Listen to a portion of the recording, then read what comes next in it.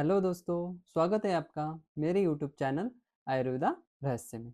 आज हम बात करने वाले हैं लीच थेरेपी, जिसे आयुर्वेद में जलोकावचरण भी कहा जाता है। ये एक आयुर्वेद की प्राचीन चिकित्सा पद्धति है, जिसमें जोंक यानी लीच से उपचार किया जाता है। लीच एक छोटा सा जीव होता है, जो हमारे शरीर से सिर्फ दूषित रक्त को ही चूसता है।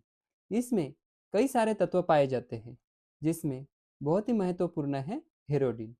ये जो हेरोडिन है, यह हमारे रक्त में बनने वाले थक्के को धीमा कर देता है, शरीर पर की सूजन को कम करता है, सेल्स टिश्यू को ऑक्सीजन सप्लाई करने का काम करता है। साथ ही साथ यह हमारे शरीर में रक्त प्रवाह भी बढ़ाता है। तो चलिए जानते हैं लीच थेरेपी को किसे करना चाहिए, इसके फायदे क्या है और इस थेरेपी को कैसे करते हैं। वीडियो शुरू करने से पहले अगर आपने हमारे चैनल को अभी तक सब्सक्राइब नहीं किया है तो सब्सक्राइब कर दीजिए और हाँ, बेल आइकॉन ज़रूर दबा दीजिए ताकि हमारी आने वाली वीडियोज़ आप तक जल्दी पहुंच सके। आज मैं आपको जिनके बाल झड़ रहे हैं उनके लिए लीच थेरेपी कैसे करते हैं वह करके दिखाऊंगा।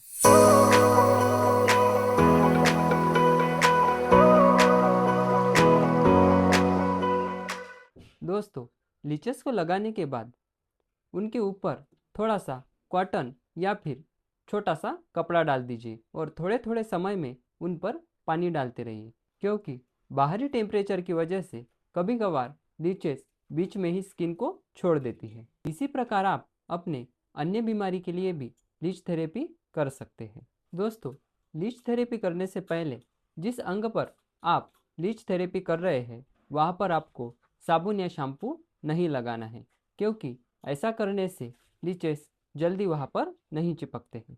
आप देख सकते हैं लीचेस अच्छी तरह से लग चुकी है और ये अच्छी तरह से हमारे शरीर से खून चूस रही है। अब ये 20 से 45 मिनट तक ऐसे ही खून चूसती रहेगी। दोस्तों, लीचेस खून चूसने के बाद अपने आप ही त्वचा से अलग हो जाती है। इसे जानबूझकर खींचकर निकालने की कोशिश ना करें, क्योंकि इससे आपको इन्फेक्शन हो सकता है। देखिए दोस्तों, लीचेस लगभग 40 मिनट के बाद त्वचा से अलग हो चुकी है।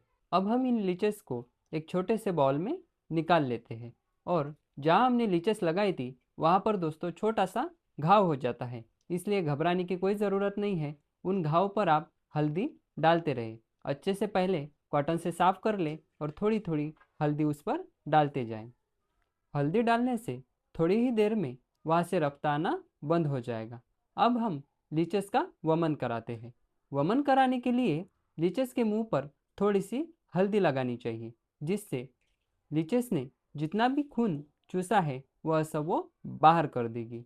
लीचेस का वमन कराने के बाद अगर आपको उसका अगर रीयूज करना हो तो आपको 8 से 10 दिन बाद करना चाहिए, क्योंकि एक बार लीचेस लगाने के बाद लीच को अपना शरीर डिटॉक्स करने के लिए 8 से 10 दिन लग सकते हैं। इसलिए इन लीचेस को वमन कराने के बाद किसी बॉल में या मिट्टी के बर्तन में स्टोर करके रख दीजिए और ऊपर से छोटा सा कपड़ा उस पर बांध के रख दीजिए। चलिए दोस्तों, अब जानते हैं लीच थेरेपी किन किन बीमारियों में फायदेमंद है। आपको वेरिकोज वेन की समस्या है, नसें नीली पड़ चुकी है, नसों में खून जम चुका है, सूजन आ चुकी है, तो आप लीच थेरेपी कर सकते हैं। गठिया, लाइपोमा, स्किन डिसीज जैसे सोराइसिस, गैंग्रीन, एक्जिमा और हेयर फॉल जैसी समस्या होती है तो आप लीच थेरेपी कर सकते हैं। मगर एक बात का ध्यान रहे दोस्तों, लीच थेरेपी किसी बीएमएस डॉक्टर, वैद्य या एक्सपर्ट के सलाह अनुसार ही कीजिए या फिर एक्सपर्ट के देखरेख में ही कीजिए, नहीं तो यह आपके लिए नुकसानदायक भी हो सकता है। अब जानते हैं लीच थेरेपी किसे नहीं करानी चाहिए। जिन्हें डायबिटीज़ की समस्या है या फिर जिनका हीमोग्लोबिन बार बार कम होते रहता है और प्रेग्नेंट महिलाएं, इन्हें लीच थेरेपी नहीं करानी चाहिए और अगर करानी हो तो आपके डॉक्टर से परामर्श लेकर ही इसे करें। दोस्तों, लीच थेरेपी बहुत सी बीमारी में फायदेमंद है। इस एक बात का ध्यान रखना दोस्तों, लीच थेरेपी करने के लिए बाजार से या रास्ते पर से सस्ते लीच ना लें, क्योंकि इससे आपको संक्रमण बढ़ सकता है। अगर आपको लीचेस लेनी है तो आप किसी BMS डॉक्टर या पंचकर्म सेंटर से खरीद सकते हैं। दोस्तों, लीच थेरेपी घर पर ना करें, और अगर आपको करनी हो तो अपने डॉक्टर या वैद्य से सलाह से या फिर उनकी देखरेख में ही करें।